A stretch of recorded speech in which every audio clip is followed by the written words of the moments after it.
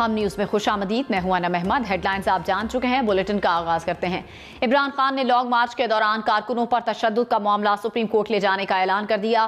انہوں نے کہا کہ پیر کو سپریم کورٹ پٹیشن لے کر جائیں گے، پوچھیں گے کیا پرامن احتجاج جمہوری حق ہے یا نہیں۔ کور کمیٹی کی میٹنگ کے بعد پریس کانفرنس میں انہوں نے کہا 6 روز بعد اسلام آباد مارچ کی تاریخ دوں گا، حکومتی پابندیوں کا مقابلہ کیسے کرنا ہے پلان بنا لیا، جلد اعلان کریں گے۔ تشدد کیا گیا، سپریم کورٹ میں ہم جائیں گے پٹیشن لے کے، اور سپریم کورٹ سے آج ہم پوچھیں گے، ہم پرامن احتجاج، کیا یہ اس ملک میں ایک ڈیموکریٹک پارٹی کا حق ہے یا نہیں ہے۔ میں نے ان کو 6 دن کا ٹائم دیا تھا، اس کے بعد میں اناؤنس کروں گا کہ ہم پھر کب آ رہے ہیں اسلام آباد۔ میری اسٹرینتھ ایک کیپٹن کی اسٹریٹجی ہے، تو میں اب اسٹریٹجی اس یہ حالات کے مطابق پلان کر رہا ہوں، ایک اسٹریٹجی وہ آپ کے سامنے آئے گی۔ مریم نواز نے کہا کہ عمران خان کا نمبر بدل گیا ہے، اس لیے کسی اور کو آوازیں دے رہا تھا، اب یہ خط لے کر سپریم کورٹ چلا گیا۔ کیا عدالتوں کا اب یہ کام رہ گیا ہے جہاں جہاں عمران خان فیل ہو وہ اس کی مدد کے لیے آئیں؟ مریم نواز نے بہاولپور جلسے میں کہا کہ جو انقلاب تم بذریعہ سپریم کورٹ لانا چاہتے ہو، سپریم کورٹ اور عوام اس کو بھی ناکام بنا دیں گے۔ انہوں نے کہا کہ سپریم کورٹ سے ادب سے کہنا چاہتی ہوں کہ اس فتنے کی سازشوں سے دور رہیں۔ آج یہ اور کسی کو آوازیں نہیں دے رہا تھا کیونکہ نمبر بدل گیا ہے، تو آج سپریم کورٹ میں خط لے کے چلا گیا ہے۔ کیا عدالتوں کا اب یہی کام رہ گیا ہے کہ جہاں جہاں عمران فیل ہو جائے وہ اس کی مدد کے لیے آئیں؟ عمران خان، جو انقلاب تم بذریعہ سپریم کورٹ لانا چاہتے ہو، انشاءاللہ تعالی سپریم کورٹ اور پاکستان کے عوام اس کو بھی ناکام بنا دیں گے۔ میں سپریم کورٹ کو ادب سے کہنا چاہتی ہوں، اس انتشاری سے، اس فتنے باز سے، اس کی سیاست سے دور رہیں۔ مریم نواز نے کہا کہ ٹی وی پر دیکھ رہی تھی عمران خان نے عدم اعتماد سے پہلے زرداری صاحب کی منت کی، دوست کے ذریعے زرداری صاحب کی منتیں کرائیں کہ عدم اعتماد نہ آئے۔ مریم نواز نے کہا کہ بقول تمہارے یہ سارے سازشی تھے تو چپکے چپکے منتیں کیوں کرتے تھے؟ لانگ مارچ سے پہلے نواز شریف کی بھی منتیں شروع کر دیں۔ ٹی وی دیکھ رہی تھی، عمران خان نے جن دنوں میں ووٹ آف کانفیڈنس ہونے والا تھا، ان دنوں میں عمران خان نے اپنے ایک دوست کو کہہ کر زرداری صاحب کی منت کروائی تھی کہ لانگ مارچ میں ووٹ آف نو کانفیڈنس میں شامل نہ ہونا۔ بقول تمہارے سازش ہوئی تھی تو انہی سازشیوں کی چپکے چپکے منت کیوں کیا کرتے تھے؟ لانگ مارچ سے 2 دن پہلے نواز شریف صاحب کی منتیں کرنی شروع کر دی۔ مبینہ آڈیو کال میں ملک ریاض سابق صدر آصف علی زرداری کو مفاہمت کے لیے عمران خان کا پیغام پہنچاتے ہیں، لیکن آصف زرداری انکار کر دیتے ہیں۔ السلام علیکم سر۔ وعلیکم السلام، خیریت؟ سر بس میں بتانا تھا، میں نے پہلے بھی آپ کو بتایا تھا کہ ادھر سے میں نے کہا تھا کوئی بات ہے میں نے کرنی ہے، آپ نے کہا تھا بات نہیں کریں گے، تو میں نے بتانا تھا کہ صرف انفارمیشن دینی تھی آپ کی کہ خان کی طرف سے بڑے مجھے میسیج تھے کہ جی ہمارا پیچ اپ کرا دیں آپ کے ساتھ۔ آج تو اس نے بہت ہی کیے ہیں مجھے میسیج۔ ابھی پاسبل ہے نا؟ نہیں ٹھیک ہے، میں صرف آپ کی نظر میں تحریک انصاف کے آڈیو کو جعلی قرار دے دیا۔ شہباز گل نے کہا کہ عمران خان سے منسوب باتیں کی جا رہی ہیں جن باتوں کا حقیقت سے کوئی لینا دینا نہیں۔ عمران خان کو کسی این آر او کی ضرورت نہیں، یہ تمام لوگ خان سے این آر او مانگتے رہے جو نہیں ملا۔ یہ آڈیو لیک نہیں ہوئی، ایسی آڈیو پھیلائی جا رہی ہے۔ ایک کاروباری شخص اور ایک عمران خان کا مخالف سیاستدان آپس میں بات چیت کر رہے ہیں، اسکرپٹ تو کوئی جاندار لکھ لیتے۔ کل کو میاں منشا صاحب اپنے کسی دوست سے بات کر رہے ہوں گے تو اس کا جواب دے بھی کیا عمران خان ہوگا؟ یہ سٹوری جھوٹ ہے۔ پیپلز پارٹی کے رہنما قمر زمان قائرہ نے سابق صدر آصف علی زرداری اور ملک ریاض کی مبینہ گفتگو سے لا علمی کا اظہار کر دیا۔ ہم نیوز کے پروگرام پاکستان ٹونائٹ میں گفتگو میں کہا آڈیو اصل بھی ہو سکتی ہے اور جعلی بھی۔ آصف زرداری نے کبھی ایسی گفتگو کے بارے میں نہیں بتایا۔ وزیر اعلیٰ پنجاب حمزہ شہباز نے کہا ہے کہ آڈیو لیک نے عمران خان کی سازش کا بھانڈا پھوڑ دیا ہے۔ عمران خان نے جتنے ٹچ دینے تھے دے دیے، اب صرف جیل کا ٹچ باقی رہ گیا ہے۔ انہوں نے دوبارہ انتشار پھیلانے کی کوشش کی تو انہیں جیل دیکھنا پڑے گی۔ حمزہ شہباز کا کہنا تھا کہ عمران خان کہتے تھے خودکشی کر لوں گا، قرض نہیں لوں گا، وہ خودکشی نہ کرے، ہم انہیں سیاسی خودکشی پر مجبور کریں گے۔ बलूचिस्तान के 32 अजला में बल्दियाती इंतखाबात पोलिंग का आगाज हो गया। कोयटा और लसबेला के अलावा बलूचिस्तान के 32 अजला में बल्दियाती इंतखाबात हो रहे हैं, जिनमें मजमूई तौर पर 35,52,000 से ज्यादा अफराद अपना हक रायदही इस्तेमाल कर रहे हैं। 5,226 पोलिंग स्टेशन कायम किए गए हैं, जिनमें ज्यादातर हसास करार दिए गए हैं। आज होने वाले इंतखाबात में 16,195 उम्मीदवार मैदान में हैं। बलूचिस्तान के 32 अजला में बल्दियाती इंतखाबात के सिलसिले में पोलिंग का अमल जारी है। जिला पशीन में इस वक्त क्या सूरत हाल है, ये जान लेते हैं कोयटा से अयूब तरीन से। अयूब, क्या सूरत हाल देख रहे हैं आप? जी बिल्कुल, इस वक्त मैं government girls high school Pishin में मौजूद हूँ। यहाँ पोलिंग का सिलसिला जो है सुबह 8 बजे से शुरू हो चुका है और अब तकरीबन 1 घंटे से ज़्यादा का वक्त गुजर चुका है। लेकिन यहाँ गवर्नमेंट गर्ल्स हाई स्कूल का जो मर्दाना पोलिंग स्टेशन है, यहाँ तकरीबन 33 के करीब वोट जो है अब कास्ट हो चुके हैं, जबकि यहाँ वोटों की अगर कुल तादाद की हम बात करें तो ये 1100 के करीब है। इसी तरह साथ ही एलिमेंट्री कॉलेज है, वहाँ जनाना पोलिंग स्टेशन बनाई गई है, वहाँ अब तक 6 वोट जो है कास्ट हुए, हालांकि वहाँ 1000 के करीब वोटर लिस्ट दिया गया है।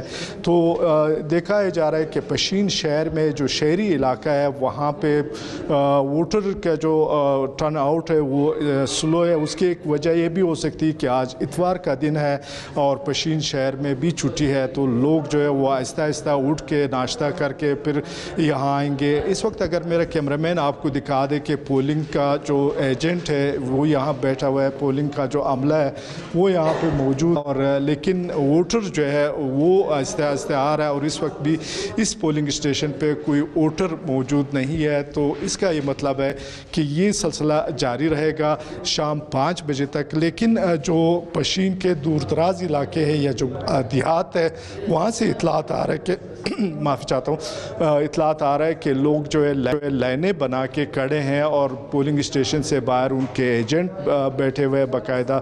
और जो सियासी जमातें हैं जिसमें यहाँ जो बताया जा रहा है कि पश्तूनख्वा मिली कौम पार्टी, जमात उलमा इस्लाम, अवामी नेशनल पार्टी पाकिस्तान, तहरीक इंसाफ के उम्मीदवारों के दरमियान जो मुकाबले है तो वो अपने वोटरों को यहाँ पोलिंग स्टेशन पे ला रहे हैं और उनसे वोट भी कास्ट करवा रहे हैं। लेकिन पश्चिम में बाज़ इलाकों से ये भी इतलात आ रही है कि वहाँ पे जो ख़वातीन है उनको देहातों में निकलने की इजाज़त नहीं दी गई है और बहुत सारे ऐसे पोलिंग स्टेशन है कि वहाँ पे आप ख़वातीन ने अभी तक अपना वोट कास्ट नहीं किया है, लेकिन उनके मुकाबले में जो मर्द हजरात है उनका जोश खरोश जारी है। लेकिन इस वक्त मैं यहाँ पशीन गर्ल्स हाई स्कूल में मौजूद हूँ। यहाँ पे ठीक है अयूब तरीन, आपसे हम सूरत हाल जानते रहेंगे, बहुत शुक्रिया। चमन में म्यूनिसिपल कॉर्पोरेशन वार्ड नंबर 1 बागीचा स्कूल में पोलिंग स्टेशन के अंदर उम्मीदवार और पोलिंग एजेंट के दरमियान हाथापाई हो गई। पोलिंग का अमल कुछ देर के लिए रुक गया। जानते हैं मजीद मतीउल्लाह से। मतीउल्लाह, लड़ाई की वजह क्या सामने आई है? जी बिल्कुल, ये मुर्गी बाजार बुगरा रोड का इलाका है। यहाँ पर म्यूनिसिपल कॉर्पोरेशन का वार्ड नंबर 1 मर्दाना पोलिंग बागीचा स्कूल वोट कास्टिंग के दरमियान तनाज़ा पैदा हुआ है। पोलिंग स्टेशन के अंदर उम्मीदवार और पोलिंग एजेंट के दरमियान हाथापाई हुई और गालम गलोच भी तक बात पहुंची है। कई अफराद जो उधर से गिरफ्तार हो रहे हैं। इस दौरान सिक्योरिटी एहलकार पहले तो खामोश दिखाई दिए, तमाम पोलिंग का अमल कुछ देर रुकने के बाद वोटर्स ने दोबारा बचाव कराया और म्यूनिसिपल कॉर्पोरेशन के वार्ड नंबर 2 जो कारपेट सेंटर है वहाँ पर खवातीन के पोलिंग स्टेशन पर भी यही सूरत पैदा होगी और खवातीन पोलिंग अमले में प्राइवेट स्टाफ की तैनाती पर तनाज़ा पैदा हो गया। पोलिंग एजेंट्स और उम्मीदवारों में मुबैना प्राइवेट खवातीन अमले पर एतराज़ात उठाए गए एक दूसरे पर। इसके बाद हाथापाई और लड़ाई झगड़ा शुरू हुआ। तमाम अब SSP चमन मोहम्मद अली कासिया पर पहुंचे, उन्होंने सूरत को कंट्रोल किया है और वोटिंग का अमल दोबारा शुरू कर दिया है। ठीक है मती, बहुत शुक्रिया। बलूचिस्तान के जिला खुजदार में बल्दियाती इंतखाबात की पोलिंग जारी है। मजीद बता रहे हैं नुमाइंदा हम न्यूज़ अल्ताफ बाजोई। हाँ जी बिल्कुल शुक्रिया। आज बलूचिस्तान के ज़िले दूसरे ज़िलों की तरह आज खुजदार में बल्दियाती इलेक्शन होने जा रहे हैं। इलेक्शन का आगाज़ सुबह 8 बजे से शाम 5 बजे तक पोलिंग का सिलसिला जारी रहेगा। मैं इस वक्त मौजूद हूँ एक पोलिंग स्टेशन पर यहाँ वोटरों का आना शुरू हो गया। अब जैसे मेरे अकब में देख सकते कि वोटर अपनी कतार में खड़े अपने हक़ राहिदे इस्तेमाल करने के लिए। और यहाँ बात की जाए सिक्योरिटी की तो ज़िले इंतजामिया की जाए सख्त सिक्योरिटी इंतजाम किए गए जिसमें पुलिस, लेवीज़ और FC की भारी नफरी तैनात की गई। अगर यहाँ हम हसास और इंतहाई हसास पोलिंग स्टेशन की बात की जाए तो इंतहाई हसास पोलिंग स्टेशनों में 200 से 50 से ज़्यादा हसास और इंतहाई हसास पोलिंग स्टेशन है जिस पर ज़िले इंतजामिया की जानिब से पोलिंग स्टेशनों पर FC और पाक नौजवान तैनात करेंगे। जी مریم نواز نے عمران خان کو نشانے پر رکھ لیا۔ بہاولپور میں جلسے سے خطاب میں انہوں نے کہا پاکستان بیرونی خطرہ نہیں، خطرہ فساد اور فتنے سے ہے۔ مریم نواز نے کہا کہ پاکستان کو IMF کے پاس گروی رکھنے کے علاوہ عمران خان نے قوم کو کچھ نہیں دیا۔ سوال کیا کہ کوئی ایک ایسا کارنامہ بتاؤ جس پر کسی ملک نے تمہارے خلاف سازش کی۔ مریم نواز نے کہا کہ عمران خان واپس وزیر اعظم ہاؤس جانا چاہتا ہے، یہ ہم نہیں ہونے دیں گے۔ عمران خان نے پیٹرولیم مصنوعات کی قیمتوں پر حکومت کو تنقید کا نشانہ بنایا۔ کہا حکومت کے پاس عوام کا مینڈیٹ نہیں، اسے لایا گیا، یہ فیصلوں کے لیے لانے والوں کی طرف دیکھتے ہیں، ان کے پاس بڑے فیصلے کرنے کی طاقت نہیں، یہ جب تک حکومت میں رہیں گے ملک مسائل میں جاتا جائے گا۔ انہوں نے ڈیزل اور پیٹرول کی قیمتوں میں 30 روپے کا اضافہ کر دیا۔ روپیہ تیزی سے گر رہا ہے، اتنی مہنگائی پہلے کبھی نہیں ہوئی، ان سے ملک سنبھالا نہیں جا رہا کیونکہ وزارتوں کی بندر بانٹ ہے۔ عمران خان بولے اداروں کو کہہ رہا ہوں ملک تباہی کی طرف جا رہا ہے، اس کو بچانے کی ذمہ دار اداروں کی ذمہ داری ہے۔ ادارے بیٹھ کر تماشا دیکھ رہے ہیں، حکمرانوں کو روکا نہ گیا تو سب ذمہ دار ہوں گے۔ ملک بچانے کا ٹھیکہ صرف تحریک انصاف نے نہیں لیا۔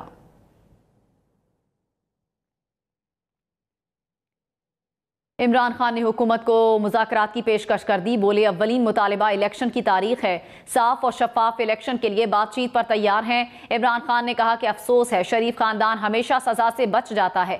بے نظیر بھٹو ٹھیک کہتی تھی کہ ان کے لیے ایک الگ قانون ہے اور نون لیگ کے لیے الگ قانون ہے۔ حکومت نے عمران خان کے ساتھ مذاکرات سے صاف انکار کر دیا، آئندہ انتخابات کی تاریخ بھی دے دی۔ وزیر اطلاعات مریم اورنگزیب نے کہا لکھ لیں انتخابات اگست 2023 میں ہی ہوں گے۔ انہوں نے کہا کہ دھونس اور ڈکٹیشن پر عمران خان سے مذاکرات نہیں ہوں گے، انہیں NRO بھی نہیں دیں گے۔ بحریہ ٹاؤن کراچی میں فائرنگ کر کے طالب علم کی جان لینے والے مرکزی ملزمان 3 روز بعد بھی پولیس کی پکڑ میں نہیں آ سکے۔ مقتول نوجوان کے دادا اور دادی کی پکار، کہتے ہیں کہ ارباب اختیار انصاف فراہم کریں۔ بیٹے کی حادثاتی موت کے بعد جس پوتے کو اس کی نشانی سمجھ کر پالا پوسا، اسے نوجوانی میں ہی قتل کر دیا گیا۔ مونس سراج کی رپورٹ۔ بڑا دکھ جو میرا ہے نا، ایک بالکل ایسا ہے جیسے ایک بوڑھے ہاتھ بھی لاٹھی ٹیک کے چل رہا، اسے آپ لاٹھی لے لیں۔ اگر 18 سال آپ میرے پاس کہاں ہیں کہ ہم بچے کو دوسرے کو جمع کریں؟ ایک عمر چھین لیا آپ نے عرب سے۔ میری تو ایک نسل ختم ہو گئی، کتنی کو اجاڑیں گے اسی طرح سے۔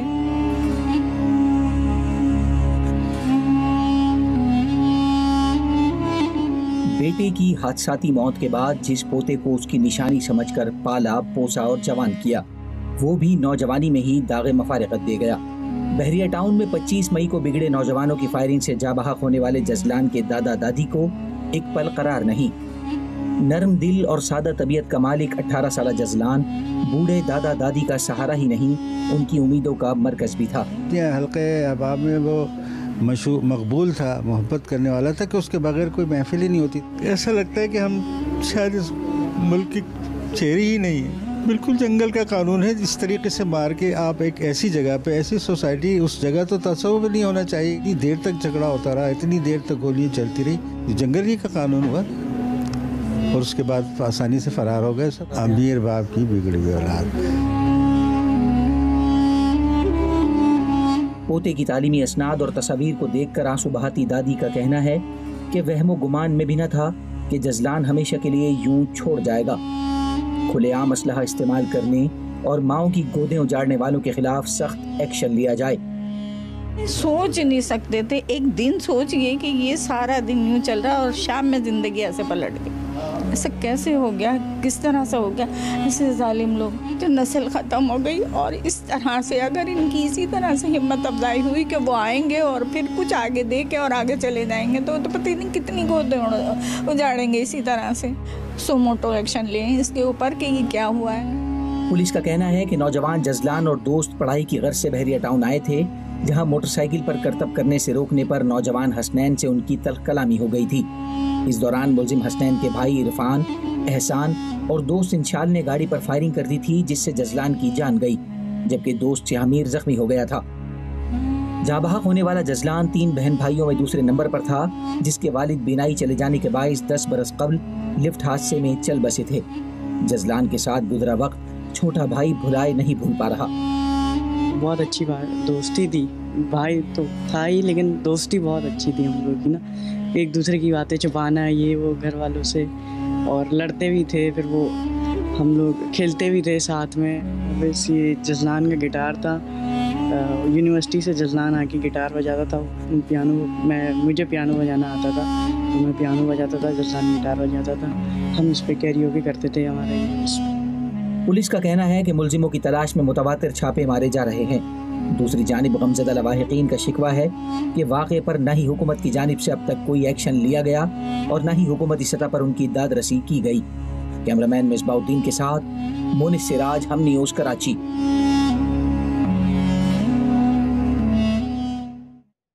पीटीआई के लॉन्ग मार्च में लाहौर से शुरका की तादाद कम होने के मामले पर तहरीक इंसाफ के एडवाइजरी काउंसिल ने रिपोर्ट मुरतब कर ली। रिपोर्ट आला क़यादत को अरसाल कर दी गई। बात करते हैं नुमाइंदा हम न्यूज़ मियां शोएब से। जी शोएब। जी बिल्कुल, तहरीक इंसाफ के लाहौर लॉन्ग मार्च की नाकामी पर तहरीक इंसाफ की जो एडवाइजरी काउंसिल की जानिब से रिपोर्ट मुरतब कर ली है। रिपोर्ट आला क़यादत को इरसाल की जाएगी। ज़राए के मुताबिक रिपोर्ट में लाहौर में नाकामी की जो वजूहात है उससे आगाह किया जाएगा, जबकि जो रहनुमा और लाहौर की तंजीम की गलत पॉलिसियों के बायस लाहौर से जो नाकामी हुई ये रिपोर्ट में कहा गया। इसके साथ साथ रिपोर्ट में ये भी कहा गया कि तंजीम आवाम को बाहर निकालने और अवामी रवाबता मुहिम चलाने में नाकाम रही। इसके साथ साथ जो रहनुमाओं के बाहमी जो रवाबत थे उसमें कमी के बायस कोई रहनुमा लाहौर से इस्लामाबाद ना पहुंच सका। जबकि रिपोर्ट में ये भी कहा गया कि अरकान असम्बली की गिरफ्तारी के खौफ से रूपोश रहे। और इसके साथ साथ जबकि इससे पहले जो साबिक सूबाई वजीर है वो भी इस गलती का इतराफ कर चुके हैं। महमूद रशीद ने कहा कि हमसे गलती हुई, हम तमाम जो कारकुन है उनको इकट्ठे नहीं कर सके। रहनुमाओं ने अपनी गलती तस्लीम भी की है। मियां शोएब, बहुत शुक्रिया। रियल मैड्रिड ने चैंपियंस लीग का टाइटल जीत लिया। फाइनल में लिवरपूल को 0 के मुकाबले में 1 गोल से शिकस्त दे दी। पेरिस में होने वाले फाइनल में रियल मैड्रिड की जानिब से विनी जूनियर ने 59वें मिनट में गोल किया। रियल मैड्रिड ने 14वीं मरतबा चैंपियंस लीग का टाइटल जीता। लिवरपूल को 4थी मरतबा चैंपियंस लीग के फाइनल में शिकस्त का सामना करना पड़ा।